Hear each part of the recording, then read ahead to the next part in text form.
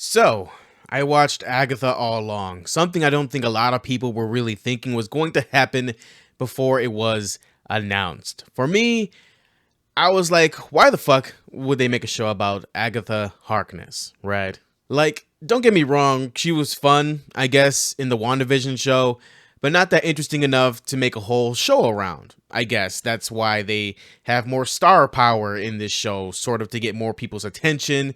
And I don't know, they have Aubrey Plaza being part of the cast. You know, it can never go wrong with her. I will say it seems like her character and Agatha's have some sort of connection. You know, hard not to see with the fucking sexual tension between them, but whatever, right? I'm not complaining. So, with the first two episodes out, how do they turn out, right? I like the second episode more than the first. The first one is basically Agatha, who is stuck in a spell Wanda put her under at the end of WandaVision, which is, neat, I suppose. The first episode has parallels to other TV shows and has Agatha playing a role of a detective trying to solve, a fucking Jane Doe murder, right? So during this time, she gets visited by Aubrey's character. Not gonna lie, I don't even know her fucking name. I'm just gonna call her Aubrey's character or Aubrey, right?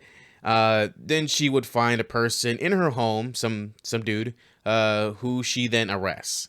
This guy would get sent to the station, would be a core component in breaking the spell on her with Ari's character's help, I guess. They did something really cool with how they broke the spell, and that's with Agatha basically tearing off the spell by taking off her clothes and every outfit she has had. That goes into a whole reversal sort of thing of what she wore from this show to the WandaVision show. It was kind of cool. I thought it was cool. Although it was confusing, as apparently she was just stuck in like a sort of manic state, and everything we saw was just her manic state making sense of everything before the spell was broken. So yeah, that's a thing. Like, it's all right, but I thought it was like, I guess, a spell similar to how Wanda made this whole fucking town be her fucking bitch. But hey, whatever, right? Whatever keeps that keeps the plot going.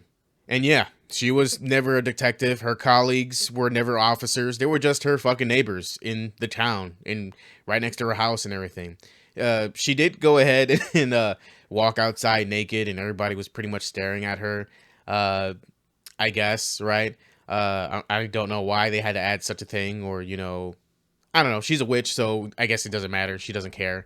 The guy she did, take to the station was just in her fucking closet, which I thought was kind of funny. He would also explain that he helped break the spell, and Aubrey's character would show up, try to kill Agatha, but it's revealed that they can't actually kill each other. But I guess Agatha talked her into going away, but she goes off to go snitch to the Salem 7 to, I don't know, exact some sort of petty revenge or something against Agatha. She would then leave, and before she would do that, she would lick Agatha's hand because she left a little boo boo, a little cut on there, licked her hand to heal it, and that's pretty much where episode one ended. Overall, to be honest, I found the first episode kind of boring. There are a lot of overreacted scenes, but I feel like that was intentional, I suppose, because it added to the flair of this sort of dreamlike manic state she was under because of a spell or whatever. Her casual fucking personality is dramatic, but more so just being a fucking asshole.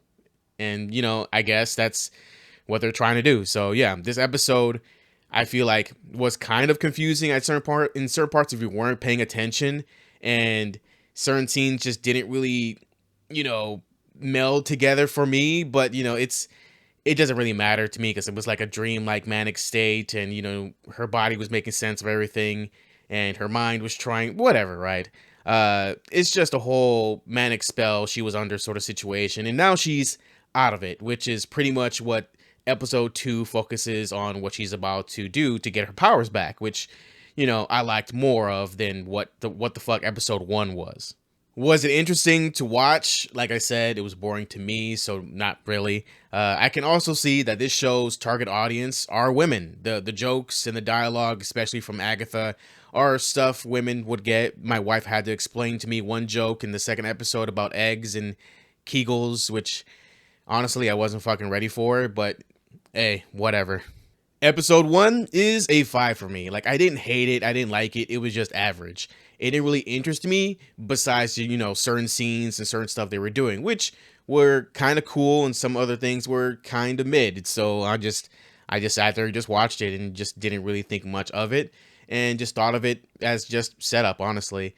This sort of episode worked for WandaVision because, of course, it's Wanda, and it just went ahead and built this whole staple of what the fuck is happening. But for Agatha, all along, it kind of fell flat and was just set up to get her on her way towards the serious events, and which is good. I'm not really complaining about it. If they spent like 2-3 episodes on this whole sort of manic episode, manic spell breaking sort of thing, I think the show wouldn't be doing too hot. But I'm sure there are people who enjoy this episode, and I prefer the second episode because things are actually happening. I actually kind of like the dialogue a lot in there. So let's just get into it, right? Episode 2 for me is about between a 6 or a 7, preferably closer to a 7, mainly to the music, but we'll get to that. Now, without Agatha being overly dramatic in her lines, she is pretty much just a fucking asshole, like I said before, which can be funny, especially towards, Guy or Teen or whatever the fuck his real name is, because apparently we can't know it, which, I'm pretty sure he's like a descendant of hers or like a son or whatever the fuck, right?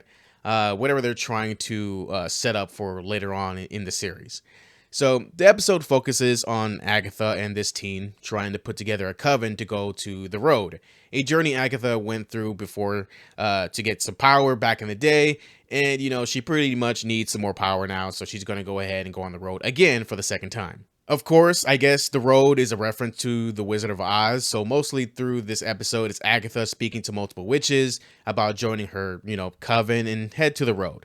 For the most part, it's a lot of manipulation and blackmail with some decent dialogue, a lot of pulling at these witches' desires to manipulate them to join her, and it's kind of interesting. It's kind of neat to see them, lean into their characters, and it really sets a tone for each of these people, because they're not really good people. they don't really pretend to be great people. They really are just using each other, which is good that they are setting the tone for these characters. So they do go ahead and come together at Agatha's house to open a portal to the road, but they need an Earth Witch to join. So Agatha, in all her, bullshit, trying to make up an excuse not to have an Earth Witch, says that they don't need one. However, everybody protested and she goes out to grab one. Issue is that she grabs her neighbor, who is, Kitty from the '70s show. I'm sorry that I don't remember her name at this present moment. But, this character here that Agatha grabs is not a witch, as far as we know, to join the spell. It'd be really cool if, her character does become a full-fledged witch towards the end of the series. Or maybe she's, I don't know, the crone witch, the mother crone witch reference in the spell. That could be cool too, I suppose. This is where they go into a musical seance to conjure the path to the road, which I gotta say, pretty nice. This is the musical number I actually really liked. I always like it when shows put in a unique sort of song or music for the specific scene they need for the show, specific mainly for the show. It's pretty cool. I actually really like it a lot. Much better than the people who came up with whatever the fuck the Acolytes witches made, the whole power of one, power of two, power of many crap, right? It's much better than that shit, right? And it wouldn't have become a meme if it was better, if it was at the same quality as the Agatha All Along seance musical number, whatever, right? So yeah, I'm a sucker for music, especially something catchy and actually decent. So I like this part a lot. And yeah, the Salem 7 are taking their sweet time trying to get inside the house, I guess. Being all dramatic, I suppose. I mean, they're witches, so I can't really blame them. So after some arguing and Agatha trying to get the witches to attack her to take their powers because the entrance to the road wasn't opening, it does open, and then everybody goes in. They leave their shoes behind as they begin to walk the road. I guess another reference, I guess, to the Wizard of Oz with the witch getting crushed and, her shoes sticking out, and I'm pretty sure, if I remember right, getting taken. So that's neat. That's a nice little callback, I suppose. This is where episode 2 ends, and I like this episode a bit more because of its actual progression, the music, the dialogue, which was actually pretty decent. The jokes were a bit too much for me, like too much info for my taste. But again, this show's target audience is women, so that makes total sense to me. Overall, I feel like this is a okay show so far. Definitely has much more work put into it than The Acolyte and some other shows like She-Hulk. It's not just something that I gravitate towards. It's not something I gravitate towards, but I can appreciate what they are going for here so far. I can only really think the series will end with Agatha getting her powers back by getting it back directly from Wanda, who is revealed to be alive, and the witches would have to fight the Scarlet Witch to get their, powers back, or get whatever they want, right? Which, could be a nice little twist towards the end.